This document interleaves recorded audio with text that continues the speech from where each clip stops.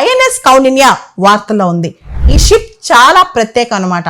రీసెంట్గా కర్ణాటకలోని కార్వార్ బేస్ దగ్గర ఈ షిప్ని ఇండియన్ నేవీలోకి ఇండక్ట్ చేశారు.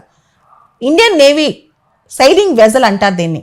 అసలు ఈ షిప్ యొక్క ప్రత్యేకత ఏంటో ఒకసారి తెలుసుకుందాం.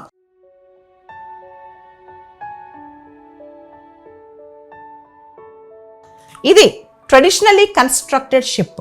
చాలా ట్రెడిషనల్ ప్రిన్సిపల్స్ వాడి, ఏన్షియంట్ ప్రిన్సిపల్స్, మ్యారిటైమ్ ప్రిన్సిపల్స్ వాడి ఈ షిప్ని కన్స్ట్రక్ట్ చేశారు. దీనిలో షిప్ బిల్డింగ్లో ప్రత్యేకమైన మెథడ్ ఏంటంటే స్టిచ్చింగ్ వాడారనమాట. అంటే మామూలుగా మోడర్న్ డే షిప్ బిల్డింగ్కి ఈ షిప్కి చాలా తేడా ఉంది. దీనిలో షిప్ని ప్లాంక్స్ పెట్టి అల్లారు. నీళ్లు లోపలికి రాకుండా మధ్యలో రెజిన్తో ఎక్కడైనా చీలికలున్నా పొడికలున్నా పూడ్చారనమాట. అంటే కంప్లీట్గా ఈ షిప్ని మన మ్యారిటైమ్ కల్చర్ని కానీ ఉపయోగిస్తూ చేశారనమాట ఈ ఐఎన్ఎస్ కౌండిన్య. ఇది ట్రెడిషనల్లీ బిల్ట్ స్టిచ్డ్ షిప్ అనొచ్చు దీన్ని. జనరల్గా ఇండియన్ ఓషన్లో వేవ్స్ అలలు చాలా డీప్గా వస్తూ ఉంటాయి.